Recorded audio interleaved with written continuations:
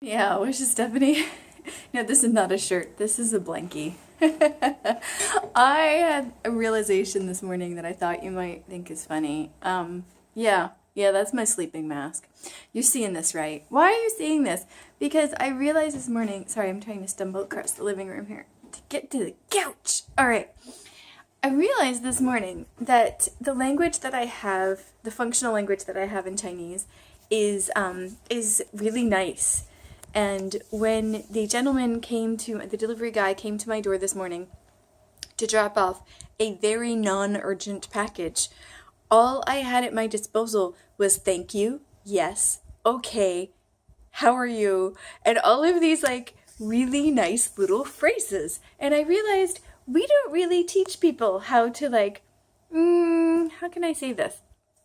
Tell someone when they're being inappropriate and mean and just wrong. Like, I didn't even have why or what are you doing at my disposal because he's seriously the delivery man. And this is one situation. I'm not at all implying that people are constantly annoying and awful here. If you've seen any of my videos or you listen to my podcast, you understand that is total and complete BS. What I am saying is this one delivery man came to my door ridiculously early and banged on the door for 5 minutes. I was asleep, and so when I woke up and realized he literally was not going to go away until somebody appeared at the door. Like, what if nobody was here? Would he have literally damaged my door? So I I could have taken this off, as I walked to the door, stumbled to the door because it was early. I could have, but since I didn't have the language, I wanted him to see that he woke somebody up. I don't even know if this is common to wear. I have an corneal issue, so I wear this at night. Anyway, I don't even know if this is common to wear. I don't even know if he would pick up culturally that this means I was sleeping and wearing it. I don't even know. All I know is I didn't have any confrontational language. And so I have this side goal now. Because during the summer when I was on the trains and there were children kicking me incessantly and their parents just didn't care. Not kicking me, sorry, kicking the seat because they were sitting behind me. I had kind of a goal of next summer when this happens, because it will, I want to be able to talk to the children in Chinese and say, just pleasantly, stop it. That's not okay. Turn around, I want to kick your seat, or something like that. I know, it's super mature. It's not. But I would like to be able to say something to them and more so to their parents. And I understand that won't necessarily change things. But the inability to communicate in situations like that when you're stuck with a kicking child for 4 hours behind you is slightly annoying. The same with the delivery man. All I wanted to do was to get him to think about why he didn't just leave the package at the security guard whose main job, because nothing really happens here, his main job is to hold packages for us. And he walked right past the security guard to come up here and wake me up for a very unimportant package. All I'm saying is, my side goal now, and I am finishing that sentence now, is to have some language that makes people think. What are you doing? Why did you do that? Why are you acting this way? I don't want to change people. I just want to question them in a second language. My second language, not theirs. It could be, who knows? But I want to have slightly less nice language. It's not a high priority because situations like this don't happen often and, blah, blah, blah, blah, blah. And I don't want to get into fights or be mean or cruel or yell at anybody. But honestly, what I would have loved to say to this man this morning is, you've woken me up. There's no reason you didn't need to leave that at the guard. There's a guard downstairs. Why didn't you leave it down there? And I wanted to stare at him, possibly with the mask lower, like, why? Why didn't you leave this at the guard downstairs? Why are you banging on my door so much? What if nobody was here? Okay, that's a lot that I wanted to say to him, but I wanted him to think about what he was doing because packages, it's very, very common to get things delivered. often.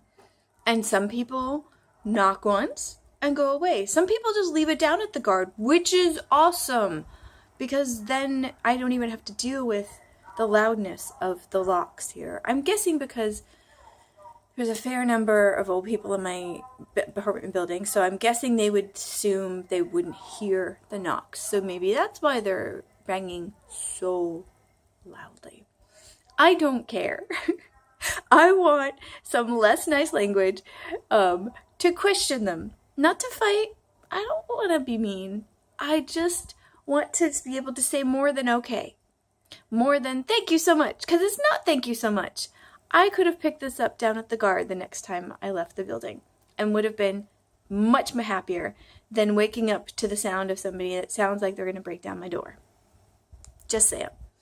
So my side goal is to have some questioning language for situations like this, and for the children in the train, or more so the parents of the children who are kicking my seat in the train. And the people who couldn't find me in line, I don't care. I carry a very hard carry-on from Muji. I love Muji. And that is my third elbow. And so I just use that to block them. That's not hard.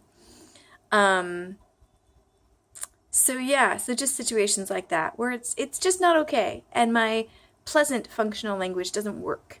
Saying, hi, how are you? Doesn't really get him to think about, dude, you didn't need to do that for 6-7 minutes. Early in the morning. You really didn't. I didn't even have to sign for anything. Like, that's how much that didn't need to happen. Anyway, I just thought I'd share this. Do you have an experience where when you were learning a language, all that you had were pleasantries and you wanted to question someone on their actions or say something that was critical? Again, not abusive, aggressive, or mean, but critical, thought-provoking, questioning, that kind of thing. Please do leave your comments in the question below, because I never thought about this before, but it's true. When people are learning a language, we tend to teach them only nice things. And life isn't always nice. I'm not on camera like this because I'm like thrilled that this happened this morning, because that started my day and I'm a bit off kilter. It's going to take twice as much coffee to get back to normal. I'm laughing, but seriously, this doesn't need to happen. No. Anyway, I would love to hear your stories, and I'd love to hear more so when you started to get language that was more questioning or gently confrontational. When did that happen? Did that ever happen in a classroom, or did you learn that when you started using the language in real life? I have a feeling it came up in real life. I remember when I was teaching intermediate class in Vietnam, we had a lesson. It was a really good book. I think the book was called like Taboos and Issues. Really, really good book, because it uses very interesting context that you don't generally see in language books. And we had one that was complaints, and it was practicing like a customer and a customer service employee or a salesperson, and it was practicing complaining about different things. It was like they had vocabulary and sentences and whatnot for complaining in restaurants about the food, complaining in hotels, and they had a few different things, and the students loved it. They could not, they had enough language that they were doing the opposite of what I did today, which is I just said one sentence to him in English and slammed the door. I didn't really slam the door. I don't like the sound of slamming the door. I just said, you could have left it at the guard. I stared at him, and I closed the door. I don't think he got it. Who would understand that? That's way too subtle for the amount of you just woke me up rage that I had. Anyway, my students loved it because it was something they could use when they traveled, and English tends to be a language in certain hotels and certain travel circles that is used a lot, even in countries where it's not the language that is generally used the most. And they were like, this is great. When I go on vacation, I can use this hotel one. When I go to certain restaurants, even within Hanoi, Vietnam, they're like, I could use this vocabulary about complaining about it. And I had to stop them from their conversations to switch them to the different contexts and switch their partners and things, because they were just getting into such detail over what was wrong with blah. It was great. It was great. But outside of that, I don't really remember teaching complaining or questioning or kind of negative language, except for when you're talking about maybe pollution or you're talking about the environment or politics or stuff like that. But actual like person to person kind of questioning each other's actions, I don't remember ever teaching that. Anyway, this video has gotten way longer than I thought. I thought it was going to be like 2 minutes. But the longer I talk about it, the more I realize we just don't teach gently confrontational, questioning, social probing, social behavior probing language in classrooms, do we? That's interesting. That is interesting. Okay, I need to go get some coffee. I have some new coconut oil, and I think that might help get over this morning thing. And I understand it's a privileged annoyance. I get that. I probably really do want what is in that package. Is it urgent? No. Did he need to bang on my door to the point of me thinking he was going to, like, push down the door? No. Will the coconut milk in my coffee this morning make up for this? Maybe. Depends on if it rains today. Anyway, I'm going off. Thank you very much for watching this. I'm very curious. I'm much more curious about your comments than about what that gentleman was thinking when he did that this morning. So please do share your experiences with us, and I promise we won't be doing much of this in the future because this is horrific. I'm going to regret this a couple months from now, I think. But I think this is an important point. Why do we only teach pleasantries for like levels and levels and levels? We need to be able to, at least in a blunt form, say things when things go wrong, don't we? Yeah.